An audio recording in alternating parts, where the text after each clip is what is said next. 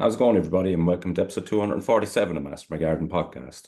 Now, this week's episode, I'm looking at the tasks that we can be doing in the October stroke autumn garden. And I say stroke autumn is the reason for that is a lot of these jobs are what I'm going to be doing over the next couple of weeks. And for any of you that have been listening all along, I've mentioned that time has been quite tight for because of other commitments over the last little while. So I'm way behind on certain jobs.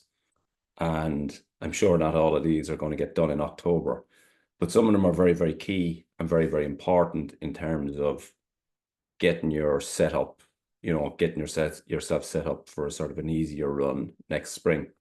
A lot of what I'm going to talk about will relate to the edible garden, but there's also a good bit of stuff that we can be doing in the ornamental garden. And I suppose from my point of view, some of that work at the moment is very much taken back, I suppose, a little bit of control over these areas, because over the last year I had to concentrate on what I could spend the time on, and the one I wanted to spend the time on was obviously the edible garden, and some other areas ran amok, and they need to be sort of brought back into a more manageable way now. So I've been doing that for the last few weeks, and yeah, it's already starting to take shape, and it feels a little bit better already.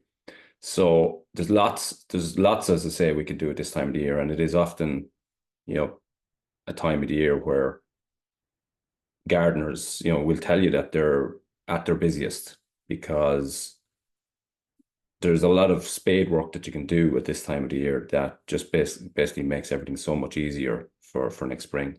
The other thing is that you're working with a lot shorter days, and typically you're not getting the evenings either. So that's the reason, I suppose, you end up being quite busy on the days or the hours that you can get out there, because you're trying to condense a good bit of work into shorter sort of daylight hours. And as I say, many of these tasks are things that I have to get through over the next few weeks, and some of which I've already started. I'm going to start, I suppose, in the polytunnel, and there's lots going on. As I said, the weather has been strangely mild again this week, and we've had some days of torrential rain, but also some days of beautiful bright skies and sunshine. So weather still quite a mixed bag, and there hasn't been your really cold temperatures as of yet. So in my tunnel, for example, a lot of the tomatoes are still flying along. They're still ripening, which typically they wouldn't be doing very much at this stage. They'd be really slowing down. But it has been such a short season for tomatoes this year. And there's some new varieties I had in there this year. There's a couple, Yellow Submarine was one, and Yellow Indian, I think, was the other. I forget exactly the names, but two varieties that a lovely listener from France sent me. And to be honest, they have been absolutely delicious. Two very different tasting and looking tomatoes. So one of them, and I just need to go back and have a look at which is which, but one of them is a really big yellow tomato, like a beefsteak type tomato or a marmalade tomato, but not a huge amount of tomatoes on the plant. But the ones that are there, they have a really, really distinct flavor, something that I haven't got from any tomato previously. Gorgeous, really, really good. And last weekend, my sister was here for breakfast, and part of it was I had this big yellow tomato just chopped into slices, lightly fried in some olive oil with sea salt and black pepper, and it was on toast with a poached egg on top. And she asked me several times what seasoning I had on the tomato. I said salt and pepper, and she couldn't believe that that was just it, because there's a really sweet, when cooked, a really sweet kind of almost heading for a kind of caramel type taste of it. And it was just delicious, and they are delicious. And then the other one was a small yellow, kind of almost like a pear shape tomato, but more along the size of a cherry tomato, very small, but very tasty as well. And they're after being two gorgeous additions. But the point I'm making is that they're getting to the stage over the next couple of weeks where they're going to be coming out, and there's a lot of material going to be coming out of the tunnel and out of your garden. And within my tunnel, that's a big job for the next couple of weeks, is a clear out there. Typically try and do that on wet days and stay outside on the drier days. But on a wet day, I have the leaves, stalks of courgettes and squash to come out. There's a bit of weeding to be done in the tunnel. All those need to come out. There's pepper plants that are, finished now. There's French beans that are finished, and there's some of the later salads that I planted have gone to seed in there. So there's a lot of cleaning out to do. And at this stage, all of that material, I'll mulch it up or break it up. If it's quite soft, I'll just throw it directly onto the compost heap. And at this stage of the year, the compost heaps are going to be full. But the process of composting can be quite slow at this time of the year. Just a couple of tips on that. If you're using a closed, an enclosed composter or a hot composter, you're fine. But if you're using a slow composter or open compost bins or bays, like what I use here, then when you're adding your material to it, it's very, very difficult to get any temperature into it at this time of year. So just make sure that you are covering it down. So up on top, you'll want some dry material on top, whether that's, dried leaves or, straw. If you have some straw, just add straw to it. Or it could be, wood chip, small bit of wood chip on the top of it, or cardboard, for example.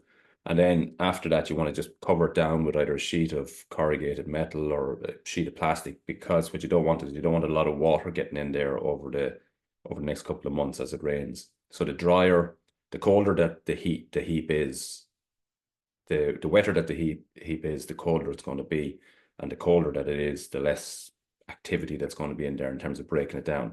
So you want to give it the best possible chance and keep the rain off it over the next while. So that's, the first thing of clearing out your tunnel.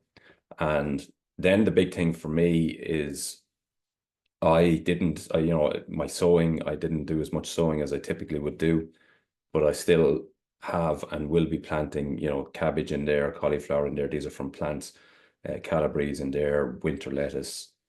I'm actually still going to try and sow a little bit of rocket, a little bit of radish, very, very quick growing. And given that the days have been mild, and there's no real cold yet, and that we are getting sunlight, I'm going to do a little sowing of those this week.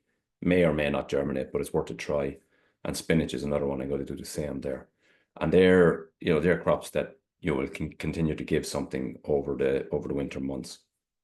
Then into the tunnel, but maybe not until later in the month or even next month, I have got my onion sets now, organic onion sets. They were hugely successful in the tunnel this year, really good harvest. Didn't get any kind of rust or disease on it. Very, very easy to mind in the tunnel over winter. Watered them at the point of planting and maybe once after that in the early stages of establishment. But a really phenomenally good, successful crop within the tunnel. So I've actually ordered more sets and have, a nice lot to plant in now. I'm going to use my own garlic cloves to plant in. Again, they're going into the tunnel because, again, that was very, very successful this year. I'll also put some outside because typically, if the spring, like this spring, was really, really overcast, cold, and damp, and because of that, then the garlic probably got a really good chance to develop without attempting to go to seed in the tunnel. Next spring could be totally different, and you might get, a really warm, sunny springtime. And at that stage, I think it might be more difficult to get a good harvest from those. So that's why I'll do both. I'll put the onions will be inside probably only in terms of sets, autumn sown sets, but I'll do the garlic and plant the garlic both inside and outside. So that's another job over the next few weeks, but it'll probably be put towards the end of the month or into early next month.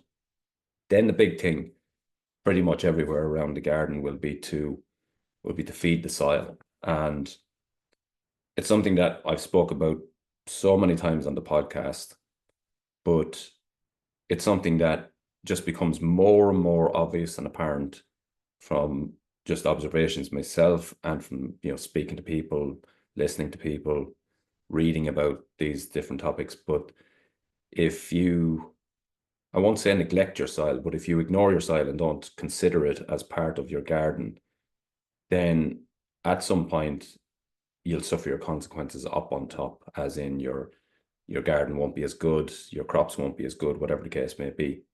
So at this time of the year, it's a great time of the year to really focus on the soil and feeding the soil, protecting the nutrients that are in there, mulching it down, adding to it, and protecting it from the weather if it's outside, in terms of if you've a bare soil at this time of the year that's getting constantly rained on for the next few months, there's a number of things that are going to happen. You're going to completely break down the soil structure.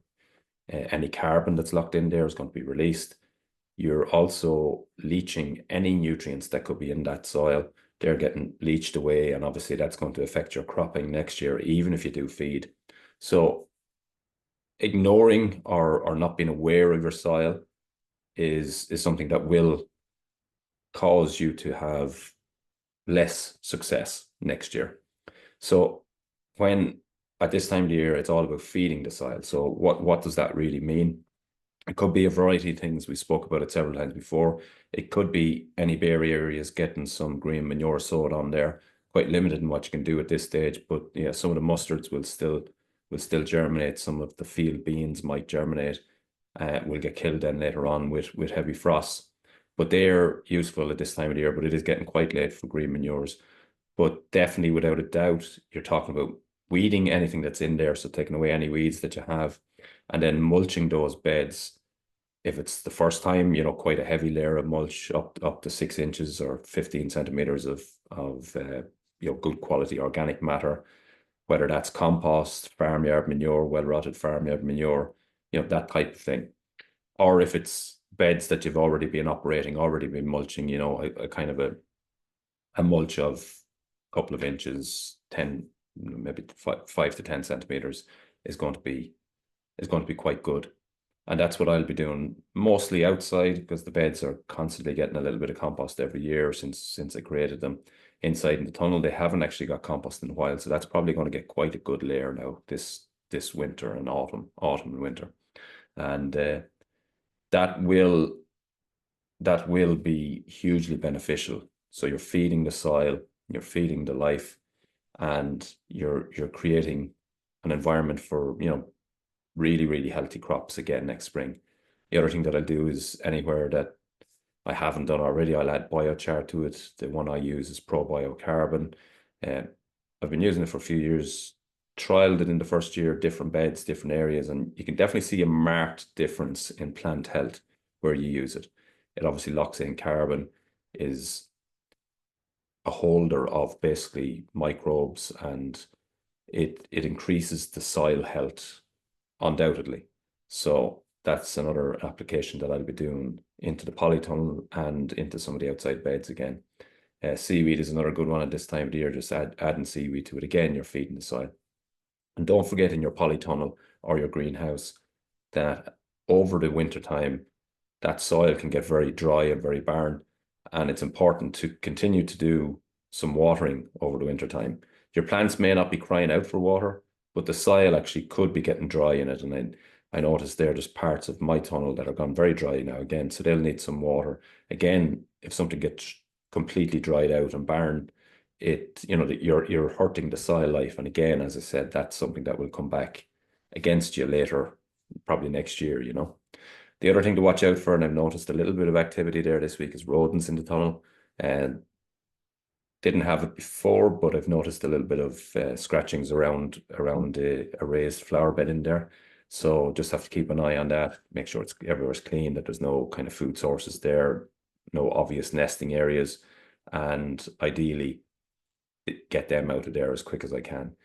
I mentioned the compost. That's hugely important. If you have compost that's sort of mature or ready, by all means spread that on your beds now, but make sure that the compost that is in the making, that stays covered. If it's not in a covered bin, that's very, very important. If it gets too wet, it'll just stop, stagnate, it'll go mushy, and it'll be very, very hard to turn it into a compost at any point in time. But if you can keep the rain off it, it's actually even though the rate of composting or the speed of composting will have slowed down quite a lot, it will continue to compost over winter. And, going into next spring, then you will have a compost that'll be workable.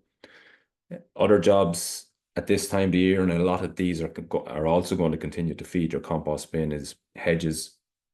Typically, as we've mentioned before, hedges can be cut during that window of September through to March, and then it's illegal to do it here in Ireland because of nesting birds. I always find if you do that cutting very, very early in September, you can actually get some growth again, afterwards, and you're kind of needing to do it maybe twice in the season. Whereas if I, which I always do, leave it until end of October, November, December, do one cutting, and then that typically is good enough, good enough for the year. Everything that I cut off the hedges will get mulched up either with the lawnmower or through the mulcher, put onto the compost bin. And, you're continuing at this time of the year, you think there wouldn't be much going on, but you will be feeding your compost bin quite a bit at this stage of the year. A lot of beds then will need edging, and in my case, a lot of them will need a bit more than edging. I'm going to be trying to sort of get some shape back on them after a couple of them went a little bit wild this year. So I'll be getting a little bit of shape back on them, pruning back anything that's gone over the top, taking out any kind of heavy weeds, of which there is a good few in certain beds, and then edging them and mulching down those beds with the aim of having, a lot more manageable space next year. Lawn continues to need to be cut. It's actually growing really well at the moment, or depends on what your viewpoint is, really well or really bad. It's growing too fast for my liking. So it's still needing to be cut, not on a weekly basis, but quite regularly. And I'd, prefer if I wasn't doing that job. Hopefully for next year, considering the robotic lawnmower, I've spoke about it before, I think that would be a huge addition. Would mean that be freeing up time, for other jobs that would be more sort of beneficial. So yeah, that's possibly in the plan for next spring. Pruning then, obviously a lot of shrubs can be pruned at this time of the year. A lot of perennials, if they've completely died back, you can prune those. But also things like raspberries, you can start pruning those. Remember, you have two different ways of pruning. If it's the summer fruiting ones, you're cutting away the old woody growth and leaving this year's green, fresh growth, because next year it's those stems that will have the raspberries on them, whereas the old woody ones will start to send out side shoots and it just get a bit messy and untidy. So in order to keep it sort of in manageable way and to keep your fruiting strong, you're pruning out old wood at this stage and leaving this year's fresh growth to become your fruiting stems for next year. And then on the autumn fruiting ones, they're still fruiting here, so I'm not going to do anything with them just yet. But some of them, just to tidy them, they ramble quite a bit, so we're just going to put a bit more shape back on those. And then when they're completely finished fruiting, and when the leaves have completely fallen off, I'll just cut them off at ground level completely, all of the stems. And they will send up fresh stems next year. And it's those stems, the New Year's shoots that actually produce the fruit on autumn fruiting ones. So slightly different, but they'll get their pruning now. Same with black currants, gooseberries, and so on. Lifting perennials as part of the cleanup of those beds. I'll be lifting some perennials. Some of them need to come out. They're either not suited to where they are, or just sort of better locations for them, or they're a little bit crowded. But in those cases, lifting them now, dividing them, and then planting them into new areas, or potting them until later on in the year. And so they're good jobs that will make your life a lot easier as we go down the line. Still have some harvest of potatoes here. Last year I had a huge problem with slugs, which meant that the majority of my crops didn't, or the majority of the potatoes last year basically were destroyed by slugs. Have a little bit of an issue with them again this year, but not as bad. And yeah, getting some lovely crops there, all blight-free varieties. Sarpo Exona, kind of my first time getting a good, like last year I had them and the crop was completely written off. So this is the first time I've been eating them. And relatively happy with them. Don't love them, but relatively happy with them. They're better than people have described them to me, to be honest. The other ones that I had, the Vitabella is gorgeous, and Alouette is another good one. Really red, very nice potatoes. So very happy with both of those, and Sarpo, not too bad. So yeah, potatoes still a few to be harvested. They definitely need to be coming out now, because from now on it's really, it's getting too late, really. Ideally, if there wasn't any slug issue around, you'd leave them there and harvest them as required. But the fact that there is kind of slug problems there, I'm going to be getting them out and getting them out kind of quickly. Just it'll make it less susceptible to damage over the next little while. So as you can see, a lot that can be done. I have kind of a lot on my list now. Looking forward to getting to. I've quite a bit of it done, or started anyway, at least. So yeah, they're all jobs that are on my list. They're jobs that you can be doing. They're jobs that will set you up for an easier spring. And the big one there is what I was saying about feeding the soil. Even if you're not consciously doing it, just don't completely neglect it. Don't completely ignore it. If you can get it covered down, it really will, it'll repay you 100 times next year. It's just feeding the soil, looking after soil health, not allowing it to leach out, not allowing the soil structure to break down, will definitely mean better crops, more resilient plants, better flowers. It's just the way to go. Less weeds, less pests. It's going to be beneficial in so many areas of the garden. And that's, if there's one task that you do this year, it's mulching and feeding your soil. So that's sort of the task that I have. That's what we're covering off in this week's episode. A couple of guest interviews coming up over the next few weeks, and yeah, some really interesting ones, especially as we start to head towards the bare root season. We'll start to talk about that a bit more. And yeah, that's been this week's episode. Thanks for listening, and until the next time, happy gardening.